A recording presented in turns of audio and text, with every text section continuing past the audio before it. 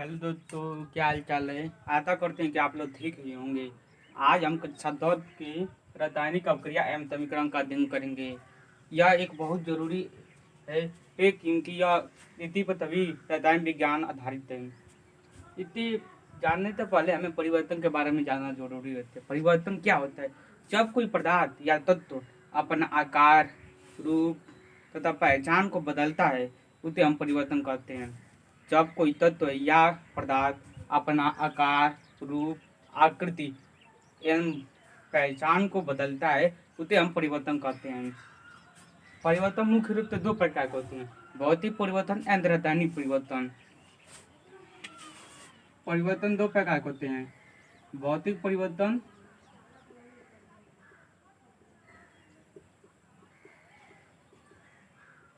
और दूसरा रासायनिक परिवर्तन।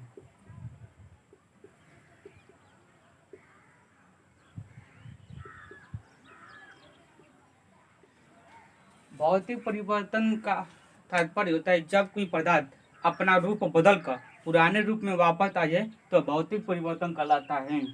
जब कोई पदार्थ अपना रूप आकार बदलकर पुराने आकृति में वापस आ जाए तो उसे हम भौतिक परिवर्तन कहते हैं। जैसे मान लीजिए कोई लोहा है, लोहे का टेढ़ा होना भौतिक परिवर्तन हो जाएगा।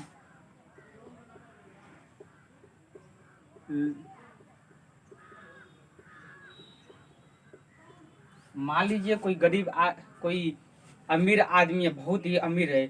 अगर वह अचानक गरीब हो गया तो वह अपनी मेहनत के द्वारा अमीर हो जाएगा, तो वह कहा जाएगा भौतिक परिवर्तन। क्योंकि जब किसी वस्तु अपनी पहचान को बदलता है तब पुनः वह अपनी पहचान को प्राप्त कर ले तो वह भौतिक परिवर्तन कहलाता है। जैसे मान लीजिए कोई काला आदमी है, खूब काला है। अगर वह क्रीम लगा लिया तो गोरा बन गया, तो कुछ दिनों के बाद वह पुनः काला हो जाता है, तो यह भी भौतिक परिवर्तन कहलाता है। अब आइए हम रासायनिक परिवर्तन के बारे में चर्चा करते हैं कि रासायनिक परिवर्तन क्या होता है। जब कोई पदार्थ अपना रूप बदल कर अपने पुराने रूप में न आए उसे हम रासायनिक परिवर्तन कहते हैं। जब कोई पदार्थ एक बार अपना रूप बदल कर अगर पुराना रूप नहीं प्राप्त करता है उसे हम रासायनिक परिवर्तन कहते हैं। जैसे दूध का फटना,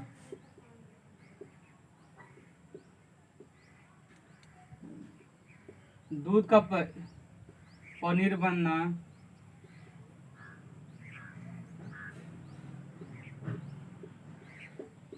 दांत का पीला होना,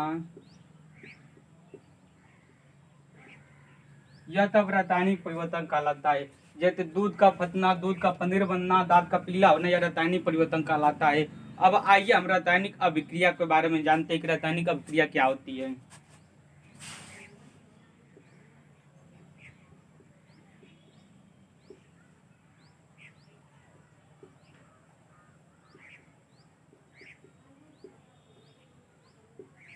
जब दो या दो से अधिक तत्व आपस में मिलकर एक नया पदार्थ बनाते हैं उसे हम रासायनिक अभिक्रिया कहते हैं। जब दो या दो से अधिक तत्व आपस में मिलकर एक नया पदार्थ बनाते हैं उसे हम रासायनिक अभिक्रिया कहते हैं।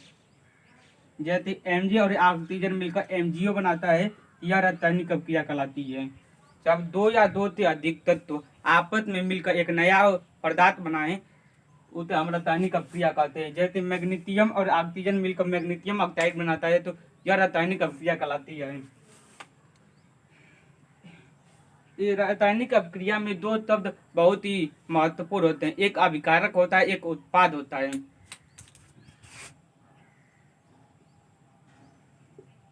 अभिकारक किसे कहते हैं? रासायनिक अभिक्रिया में दो पदार्थ भाग लेते होते हमें विकारक कहते हैं। रासायनिक अभिक्रिया में भाग लेने वाले पदार्थों को हम अभिकारक कहते हैं। जैसे यहाँ एमजी और ऑक्सीजन क्या हो जाएगा? अभिकारक हो जाएगा।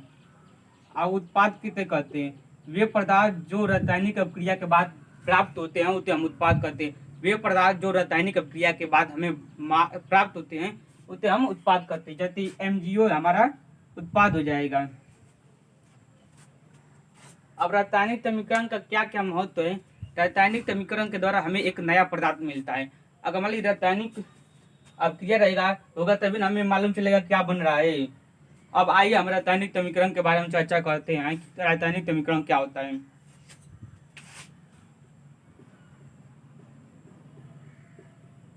रासायनिक समीकरण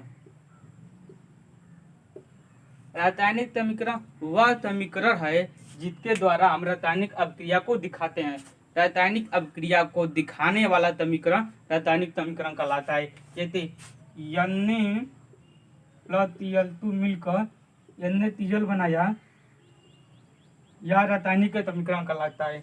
जिस समीकरण के द्वारा हम रासायनिक अभिक्रिया को दिखाते हैं वह रासायनिक समीकरण कहलाता है। रासायनिक समीकरण किसे कहते हैं? जिस समीकरण के द्वारा हम रासायनिक अभिक्रिया को दिखाते हैं वह रासायनिक समीकरण कहलाता है।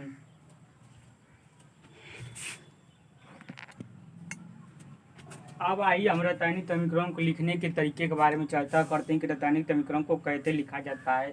रासायनिक समीकरण में अभिकारक को हम बाएं तरफ लिखते हैं। रासायनिक समीकरण में अभिकारक को बाएं तरफ तथा उत्पाद को हम दाएं तरफ लिखते हैं।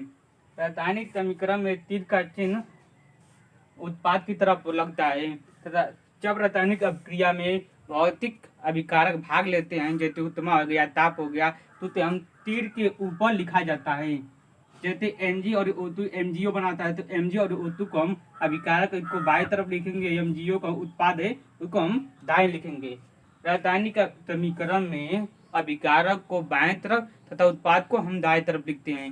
अगर रासायनिक अभिक्रिया में भौतिक अवस्थाएं या भौतिक कारक भाग लेते हैं, जैसे ताप हो गया, दाब हो गया, उत्तमा हो गया आदि, तो हम तीर के चिन्ह के ऊपर लिखते हैं। आइए हम जानते हैं कि रासायनिक अभिक्रिया की पहचान कैसे कर सकते हैं। जब कोई पदार्थ रासायनिक अभिक्रिया करता है तो उसकी निम्नलिखित तरीके से पहचान कर सकते हैं। जैसे जब रासायनिक अभिक्रिया होता है तो उसमें से गंध निकलता है, गंध निकलेगा, उसके ताप एवं दाब में परिवर्तन हो जाएगा। मान लीजिए कभी गंध बढ़िया भी हो सकता है, महक बढ़िया सकता है, खराब भी हो सकता है। और रंग में परिवर्तन होगा। रंग अगर मान लीजिए कभी अगर विकारक पीला है तो वह हरा भी हो सकता है, काला भी हो सकता है, कुछ भी हो सकता है, रंग में परिवर्तन हो जाएगा। अगर रंग में परिवर्तन हो रहा है तो रासायनिक अभिक्रिया हो रही है।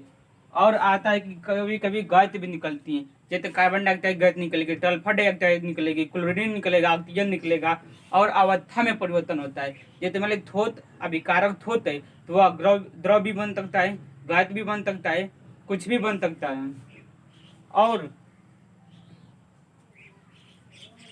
और रंग में परिवर्तन होता है।